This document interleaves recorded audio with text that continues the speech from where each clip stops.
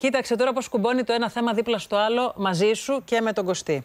Δίπλα στον Μιχάλη κάθεται ο κύριος Φώτιος Τσούκας. Είναι διευθυντής ορθοπαιδικός στην Ευρωκλινική Αθηνών. Νομίζω το έχουμε ξαναπεί, γιατρέ. Τα έχουμε ξαναπεί, βέβαια. Τι κάνετε, καλή σας μέρα. Μια χαρά, καλημέρα σας. Ευχαριστώ. Θέλω να σας πω, εμείς ευχαριστούμε πάρα πολύ, ότι είναι πολύ σημαντικό να μιλάμε για θέματα και να δίνουμε πληροφορίες που κάνουν καλύτερη τη ζωή του κόσμου. Κρατάω αυτό που λέει ο Μιχάλης. Εδώ λοιπόν τώρα είμαστε στο ρόλο του χειρουργού στη ρομποτική αρθροπλαστική ισχύου και γόνατος. Να καταλάβουμε λίγο, γιατρέ, κύριε Τσούκα, τι είναι η ρομποτική χειρουργική και πώς εφαρμόζεται σε αυτές τις περιπτώσεις, δηλαδή στην ολική αρθροπλαστική ισχύου και γόνατος. Πρώτα απ' όλα είμαι πολύ χαρούμενος που ήρθα μια μέρα που είναι ο μαραθώνιος. Γιατί ο μαραθώνιος είναι η προσωπική. Χαίρομαι που το λέτε. Προσμονή κάθε ανθρώπου, είτε να κάνει χρόνο είτε να τερματίσει, αλλά και η προσμονή του κάθε ασθενούς που θέλει να διανύσει το δικό του μαραθώνιο. Πολλές φορές ο δικός του μαραθώνιος είναι να πάει και μέχρι την τουαλέτα. Ο δικός του μαραθώνιος είναι να πάει μέχρι και το σούπερ μάρκετ.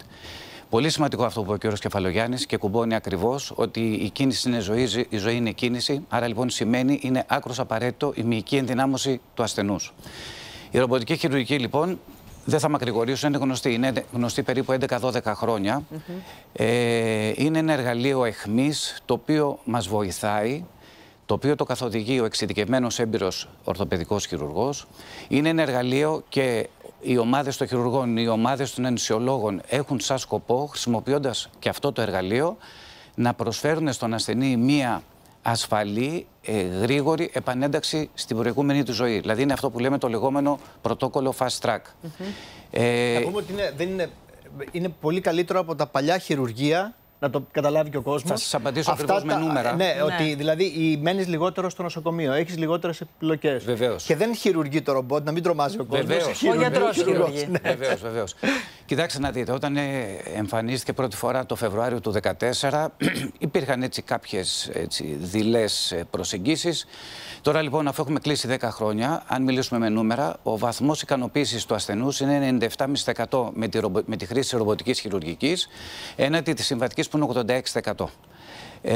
Τι σημαίνει αυτό, δηλαδή πώς προσαρμόζεται στην ολική αρθροπλαστική ισχύου και γόνατος. Δημιουργεί ένα εξατομικευμένο μοντέλο στην τοποθέτηση των υλικών. Δηλαδή, αν μια κυρία, ένας κύριος έπαιρνε ένα φόρεμα από την κρεμάστρα ή ένας κύριος έπαιρνε ένα κουστούμι από την κρεμάστρα, δεν θα ήταν το ίδιο ικανοποιημένος αν του το είχε ράψει ένας πολύ καλός ράφτης. Αυτό λοιπόν σημαίνει ότι έχουμε ξεπεράσει την εποχή της ακτινογραφίας. Σημαίνει ότι ο ασθενής έχει ένα εξατομικευμένο μοντέλο, το οποίο πέρα από την καλή ακτινογραφία και τη σωστή τοποθέτηση με ακρίβεια χιλιοστού, τοποθέτηση για το σώμα του, για την πάθησή του, για το χρειάζεται βεβαίως, γιατί υπάρχει και ένα τμήμα της ρομποτικής χειρουργικής που βλέπουμε την κίνηση. Αυτό που λέγεται είναι το κομμάτι της κινηματικής. Μπορεί λοιπόν ένας ασθενής, για παράδειγμα, αν μιλήσουμε για ένα γόνατο, και δεν θα μακρηγορήσω παραπάνω, μπορεί να έχει ένα πόδι στραβό 20 μοίρες. Δεν μπορεί να το κάνεις 0, γιατί μπορεί να προϋπήρχε αυτή η ρευότητα του γόνατος να ήταν 10. Άρα λοιπόν το ρομπότ αυτό το προσμετρά και του δίνει τη φυσική κίνηση.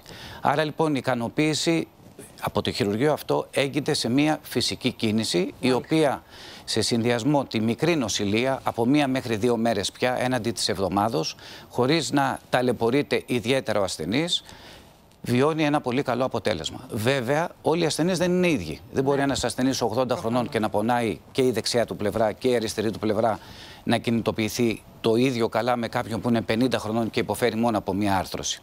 Άρα λοιπόν πρέπει ο ασθενής να μιλήσει με τον γιατρό του, όχι τηλεφωνικά που δεχόμαστε πραγματικά τουλάχιστον 10-12 τηλέφωνα την ημέρα. Να έρθει να τον εξετάσει. Να εξεταστούν χωρίς να υπάρχει κάποιος άλλος λόγος, απλώς πρέπει να κουβεντιάσει με τον γιατρό του. Λοιπόν, τελευταία ερώτηση, είναι προσιτό όλο αυτό που μας περιγράψατε? Είναι πολύ προσιτό, για 2 λόγους θα το χωρίσω. Είναι προσιτό γιατί πρώτα απ' όλα έχει πολύ μικρή νοσηλεία και γρήγορη επανένταξη. Άρα ο ασθενής δεν χάνει ημερομίσθια, δεν χάνει μισθούς. Είναι προσιτό γιατί στην Ευρωκλινική Αθηνών που βρίσκομαι, η κλινική μας, η Robo Orthopedics, έχει καταφέρει και τη χρήση του ρομποτικού συστήματος να την έχει δωρεάν όπως το συμβατικό. Άρα μπορούν να το χαρούν όλοι. Ευχαριστούμε πάρα πολύ. Ευχαριστώ και εγώ. Ευχαριστώ πολύ.